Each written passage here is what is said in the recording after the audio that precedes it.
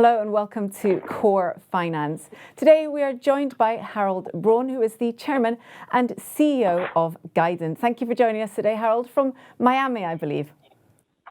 Yes, thank you very much for having me. Thank you for joining us. Can you start by giving us an overview of your company and what it is that you do? Yes, thank you very much. So I'm the Chairman and CEO of Guident. Guident is a company focusing on software development for autonomous vehicle, and we're using artificial intelligence algorithm to improve safety for the autonomous vehicle market. And not only safety, also we hopefully can get the adoption rate of AVs up in the future. So our tagline is autonomous intelligence. So it combines in principle the focus on AVs, autonomous vehicles, and also the artificial intelligence. So that's what we normally do. Software development, and we're using also a managed service business model for the market, to go to market. And Harald, how close are we to actually having these self-driving cars out on the roads? Well, this is a very, I don't have a crystal ball, number one, but what I see in the technology industry over the last couple of years, that it is absolutely insane. The speed what we are going right now in different areas, right?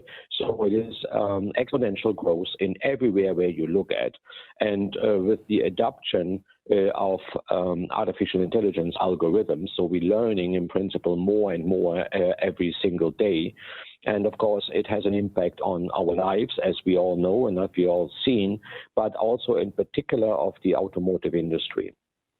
Since some companies, and Tesla was in the early lead on that, where they put a car on an EV, on an electro vehicle kind of basis, that means the car next step was then connected to the internet. So in principle today, a car is a mobile device. And with this mobile device, a lot of things are happening.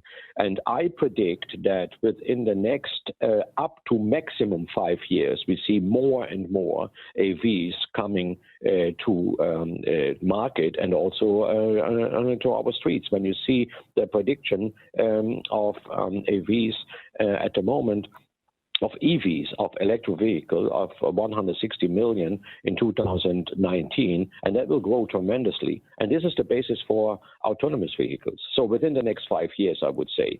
And I personally think we will see in 2021, 2022, first deployments in the world, mainly in China and mainly in the US and some places in Europe, I think.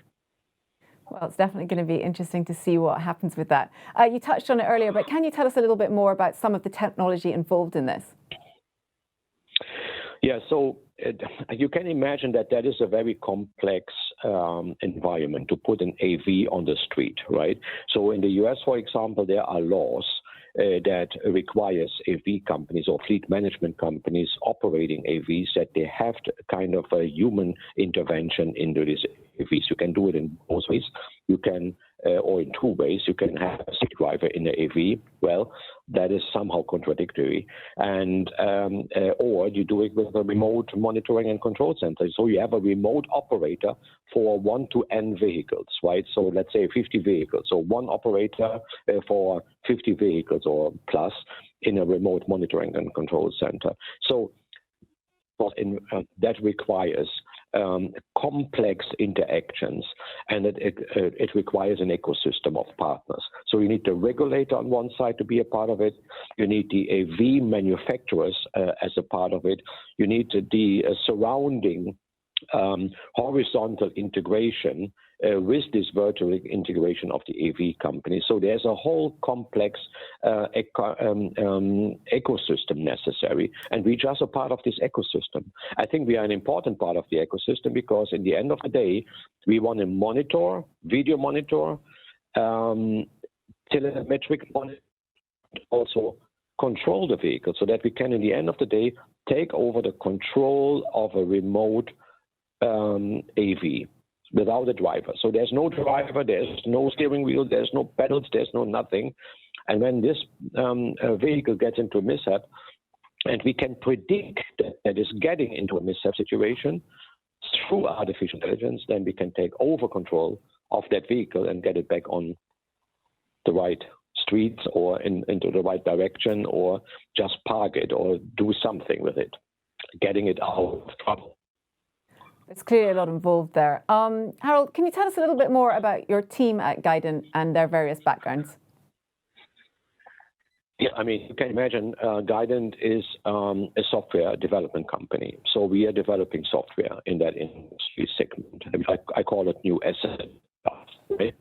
So we have software developers, and these software developers are focused on areas like connectivity. So an EV, an electro vehicle, getting to an AV, to an autonomous vehicle, need to be connected. That means the connection has to be safe, secure, reliable. So that means our software developers have really big expertise in telecommunication, number one.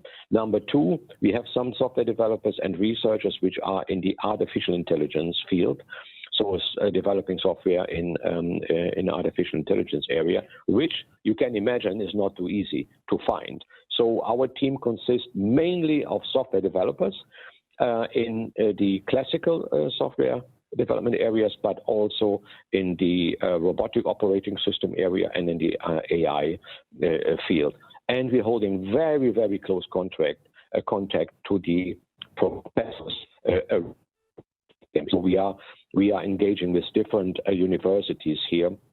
We just won, by the way, one award a couple of months ago from one of the universities with 200 companies. We won that to be the hottest startup company here in the US in South Florida. And we are holding very close contact to the professors because it's changing every week. There is something new in that field, which is great, which is exciting. That excites the software developers, right? To have something real, futuristic to work on. I saw that. Congratulations on your award. Harald, how has COVID-19 affected your business?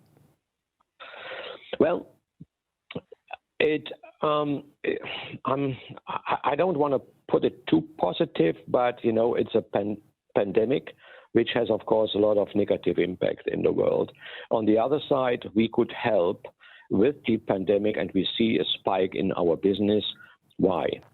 Because we focused a little bit more on delivery drones, on land-based delivery drones or terrestrial drones. Some people call it also delivery robots, right? But on 4 wheels, delivering goods to people, and in the end of the day also deliver zero-touch delivery to people, or also moved people autonomously. That means you get now groceries, or you could get groceries or other medical goods to people. So COVID actually helped us spike because, that our business, and we did not pivot, but we focused a little bit more on land-based delivery drones for zero-touch delivery. And we had some interactions with that. So there's one customer here, which is a hospital. They deliver COVID samples within their campus from A to B to C, right? And there's zero touch on this. So one of the customers did that, and we are very well equipped for that. So it has a kind of, I'm very careful to use positive impact, right? But it helped us in our business, and to put our name on the map as well. And are there any other ways that you've changed your company's strategy given the current market conditions? No, I think that was the major one that we saw. Well, to focus on vehicles like cars or trucks or whatever, there is an immediate need to do zero-touch delivery and with autonomous vehicles. And there's a lot of manufacturers out there. So that was one. Second one was we were thinking about how can we actually solve our power consumption in the AV. As I mentioned before, an AV is in principle a mobile device on wheels with a lot of computing power. And we need a single bit of energy or electricity, right, or battery power to power actually our computers. And I call it all the time back to the future because it gets now, the computing power gets now more to the edge. So it is in the cloud. On the other side, because of reliability, latency reasons, it is also now in the car itself. That means we just required a patent for regenerative shock absorbers, generating energy. So this energy, of course, in the end of the day, is there to increase the range of an AV, right? On the other side, it can be very, very useful to also power our computers in the car, right? And so that is another area which you maybe not see in the beginning, the connection to a software development company, but on the other side, we need energy. We need every single bit of energy to power our computers. And that could be a good one with the regenerative shock absorbers. Sounds like there's been a lot going on with you at Guident. Can you tell us about your plans for the future? Yes, as I mentioned, the future plans is to create more partnerships. We just had one partnership with Best Mile, which is a company in Switzerland, which are in the monitoring field. They have experience there with telemetrics and having a lot of customers in the telemetric on the orchestration area. So signing up more partners is important in an ecosystem. So focus on the ecosystem and on the right ecosystem partners, which are in the monitoring space, which are in the connectivity space, and.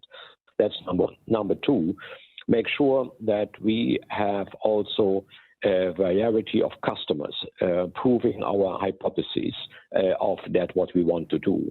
And we're making big progress. It's not only the car manufacturers, it's also smart city and fleet operators, which we are addressing. So that's definitely a big plan. And then, of course, the number one plan is to get our product to market. Our first product is the remote monitoring and control center, which you see in my background, right? We need to make sure that we have video streaming and all the data from an AV in a certain area where it operates, that we get in time with low latency the information of that vehicle and also predict whether it gets into a mishap situation and correct it so that we can take over control. And video stream what is inside, what's happening inside the car, what's happening outside the car. So, and that is the development. That's our near-term focus. And of course, then we are in a fundraising situation as well. We had seed money. We are upticking our seed money, and then we are going to go to a Series A. So, a lot of areas, to focus on. Harald, thank you very much for taking the time to join us today. I'm afraid that's all we've got time for. Enjoy the rest of your day in Miami. Thank you very much. Thanks for having me. Thank you. And thank you for watching Core Finance.